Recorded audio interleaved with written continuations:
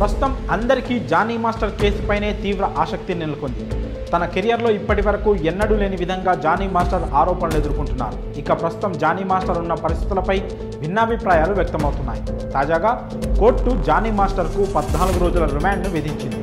అలాగే ఈ వివాదం మొదలైన తర్వాత మొదటిసారి జానీ మాస్టర్ మీడియా ముందుకొచ్చారు. ప్రస్తుతం దానికి సంబంధించిన వీడియోలు కూడా సోషల్ మీడియాలో వైరల్ అవుతున్నాయి.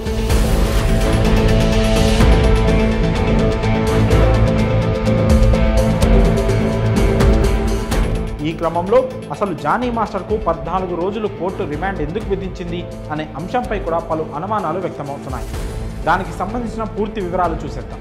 ప్రస్తుతం జానీ మాస్టర్ పోలీసుల అదుపులో ఉన్నారు. ఈ క్రమంలోనే తాను ఏ తప్పు చేయలేదని, తాను ఎవరిపైనా లైంగిక దాడికి పాల్పడలేదని, కావాలనే తనపై ఇలాంటి కుట్ర పన్నారని అన్నారు.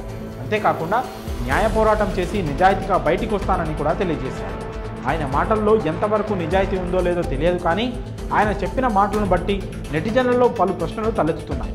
ఈ క్రమంలో అసలు ఆయనకు 14 రోజుల రిమాండ్ ఎందుకు విధించారు, లై డిటెక్టర్ టెస్ట్ చేస్తారా అనే సందేహాలు కూడా మొదలయ్యాయి. సాధారణంగా పోలీసులు సాక్ష్యాలను సేకరించే పలు సందర్భాల్లో లై డిటెక్టర్ పరీక్షలు నిర్వహిస్తూ ఉంటారు. సాక్ష్యం లేకపోయినా లేదా ఆ కేసు అత్యంత కీలకమైతే ముద్దాయిని ఇన్వెస్టిగేట్ చేసేందుకు ఈ టెస్ట్ను నిర్వహిస్తారు. పోలీసులు అడిగే ప్రశ్నలకు ముద్దాయి చెప్పే సమాధానాలు, స్పందించే తీరును బట్టి ఫలితాలను అంచనా వేస్తారు. మరి జానీ మాస్టర్కు కూడా ఈ టెస్ట్ నిర్వహించనున్నారా అనే ప్రశ్నలు మొదలయ్యాయి. ఇలాంటి ప్రశ్నలు తలెత్తడంలో ఆశ్చర్యపోవాల్సిందేమీ లేదు. ఎందుకంటే మొదటి నుంచి ఈ కేసులో విక్టిమ్కే సపోర్ట్ ఎక్కువ ఉంది. అయినా సరే జానీ మాస్టర్ పోలీసులకు పట్టుబడిన తర్వాత మీడియా ముందుకు వచ్చినప్పుడు చాలా నమ్మకంగా, న్యాయపరంగానే తాను బయటికి వస్తానని చెప్పాడు. అలాగే ఎవరో కావాలనే తనపై కుట్ర పనినట్టుగా కూడా చెప్పుకొచ్చారు. దీంతో ఇప్పుడు ఈ కేసు కొత్త మలుపు తీసుకుంది.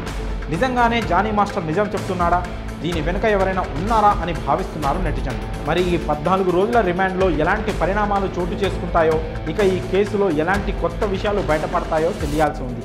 ఒకవేళ జానీ మాస్టర్ది తప్పు ఉంటే కనీసం 7 ఏళ్ల పాటు జైలు శిక్ష అమలయ్యే అవకాశం ఉన్నట్లు సమాచారం. మరి ఈ కేసు అప్డేట్స్పై మీ అభిప్రాయాలను కామెంట్స్ రూపంలో తెలియజేయండి.